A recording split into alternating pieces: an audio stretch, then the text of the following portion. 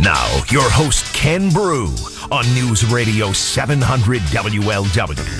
12:06, good afternoon. Great to have you with us. It's the story that just keeps on giving, and that would be the story of Jussie Smollett, who, if you're not up to speed on what has happened to him over the last 24 hours, he has been, shall we say, sent into the world of oblivion by the television program that he was on.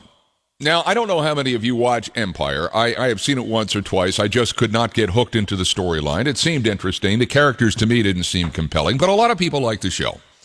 And this guy, this Jussie Smollett guy, he was a bit player on it. Maybe a little bit more than bit player. It depends on exactly what the episode was or the story structure was, but he was not one of the lead guys.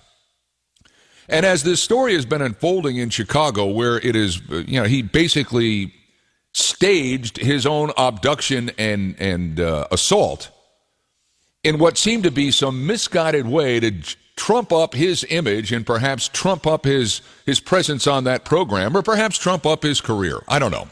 Don't know what's going on through his mind, other than what he did was absolutely, in my opinion, hellacious. And he's paying the price. As I said, he's been written out of the show, certainly the last 2 episodes of this season, and I can't imagine for the life of me what if this program does come back next year, that they would think about having him back on the show.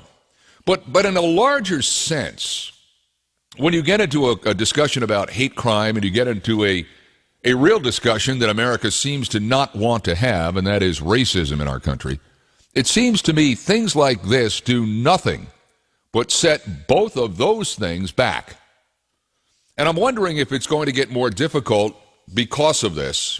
And we don't know what the shelf life will be. There'll be something else will rear its ugly head on either side of the equation here. We know it happens. It'll happen here in the next month, 6 weeks, if not sooner.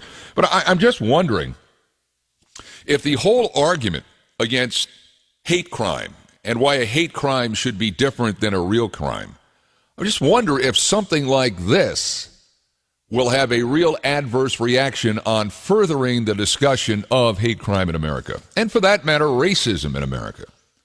I mean, this just seemed like it was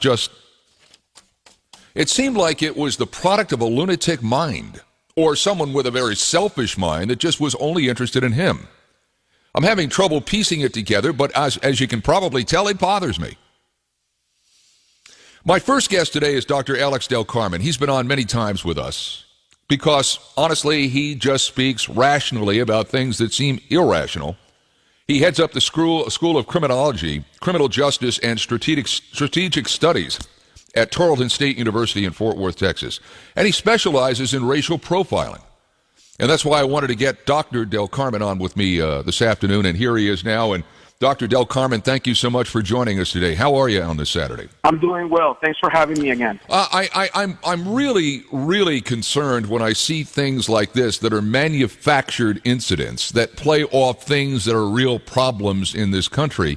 And we don't know. You don't have a crystal ball, nor do I. We don't know whether this will have an adverse reaction to forwarding the discussion and the focus on hate crimes. But my inner feeling tells me that it will. What about you? Yeah, I feel the same way.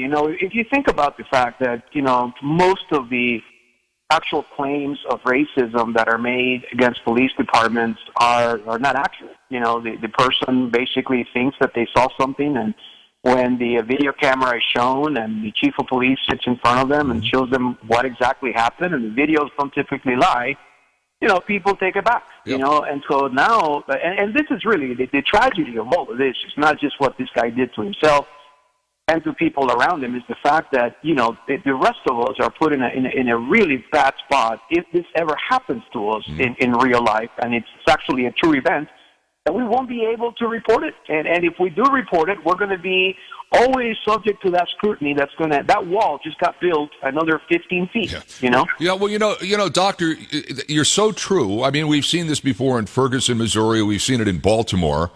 And the other thing that's disturbing about this is that it seems like the media just rushes to judgment, either in sympathy for the alleged victim or in outrage against the people that have perpetrated the crime. And we saw that this week with Robin Roberts on ABC's Good Morning America, where in essence, she gave a stage to a guy that other people were starting to say, wait a minute, this doesn't hold. There's something wrong with this. She's sitting there embracing this guy and trying to give him some sort of platform that he didn't deserve. And then on top of that is all the social media, people of gravitas, whether they work for a news organization or they're an actor of some note. They're just grabbing and running with this thing without knowing what the facts are. So it's disturbing both to me on a professional level and also on a personal level. And I think we need breaks in this country. I just think we need breaks in this country, not forever, but just until we know what the facts are. Look, at the end of the day, and I'm with you 100% when it comes to all this, right? At the end of the day, we are a country of due process. We are a country where you're not guilty until proven guilty. And I understand. Look, bad guys need to go to jail. And people that have been historically abusive towards women and towards others need to be accountable and be held accountable in a court of law, whether it's criminally, civilly, or both. But having said that, it is irresponsible for us to be in a situation right now where one person can actually ruin your entire career. One person can actually put you on the limelight of social media and be condemned because they somehow decided that morning that they were going to ruin you. And it goes to that effect, which is that, in my view, this story is a huge story for many reasons, but one of the main reasons is the fact that this is the thermometer of our culture today, right? It shows where we are today, that everybody's going to jump the gun and basically start pointing fingers without even a second thought to the fact that the story may have been fabricated. We're chatting with Dr. Alex Del Carmen, law enforcement expert, and he runs the School of Criminology, Criminal Justice, and Strategic Studies at Tarleton State University in Fort Worth, Texas. Inside the mind of somebody like Jussie Smollett, who pulled this off, why would somebody believe they could actually pull, in this day of surveillance cameras everywhere and cell phones everywhere, and people who feel like they're not being paid enough to be an accomplice in something like this? What would make you believe that you could get away with something like this? What goes on inside the mind of somebody like Jussie Smollett, in your opinion? Yeah, well, to some extent, I think he was very naive in thinking that we were all going to buy the story and that the Chicago Police Department was going to do a lousy job investigating it. I don't think he ever thought that this was going to catch, the kind of attention that it did. Secondly, I think it completely miscalculated the fact that you have really good detectives in Chicago that did their job. And by the way, these two individuals that he hired, had a really good lawyer, that it was due to her and her insistence with the Chicago Police Department that they began to rethink the case from a different perspective. And so I think it was his miscalculation, and I would argue that added to that was also arrogance. I mean, he was very arrogant in thinking that somehow he could beat all of the technological advances, the years of law enforcement experience in place, and the rest of us, that we were not going to be able to look at this hardly and seriously. Yeah, he was a two-bit actor that wasn't getting enough lines in a show, and I think this... I would use that as motive for him, and then he concocts this alleged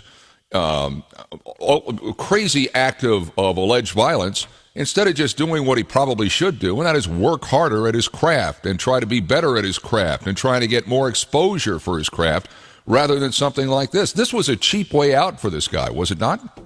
Absolutely, and not only was it also a move to advance economically and popularity among the Hollywood, folks, but also I think it was a way to be known, right? So many of us hadn't even heard of this guy, and now everybody's talking about him, right? So there's that one theory that says, there's not such a thing as bad press, because at the end of the day, everybody's talking about you, and if we have a forgiving heart, 5-10 years from now, he may be hired again. Who knows? But bottom line is we've wasted resources of the law enforcement community. The rest of us have been captured and talking about this issue for the past few days instead of talking about things that really matter in our country. And set back the argument for more understanding, more and better police work, more and better people so that hate crimes just simply go away. That's the target, that's the goal. And you're right, this is just setting it back on a number of different levels. I wonder... America loves a comeback story, right, Doctor? I mean, they love to see somebody knocked to their knees and then they crawl back up and they reestablish themselves and they understand the evils of their ways. I think in America, this guy will get a second chance. I mean, it's just the way we are as a society. But I think whatever happens to him is for him to come front and center, admit that he did this, and apologize, because all we're hearing now is everybody's getting lawyered up. I think that probably, if I'm his attorney, that's the first thing. First thing, other than asking him, hey, look, did this really happen? And if it did, I'll help you fight it to its end. But if it didn't, this is the road you've got to go down right now. That's how I would advise him. Would you advise him the same way? I would, and what's interesting is that the lawyers are actually saying that this really happened, and that this is really lousy law enforcement, that everybody's quick to judge, and this and the other. So I wonder what that strategy is, because apparently there's really good evidence to show the contrary. So, it'd be interesting to see how that pans out. Yeah, we'll see. Sometimes what you say initially isn't really what you say when you get in a court of law and things like that. And we all know about things like settlements and non-disclosure agreements. But I just sense, because of the high profile of this case, that it may not be as cut and dry as something like that. Well, I'll tell you what, Dr. Del Carmen, great stuff. How can people find you if they need you to find? So they can go to the website, www.tarleton.edu, tarleton.edu. And thanks again for having me today. Always a pleasure. Yes, it is. It's just terrific having you on with us. That is Dr. Alex Del Carmen from Tarleton State University. Good guy, knows his stuff.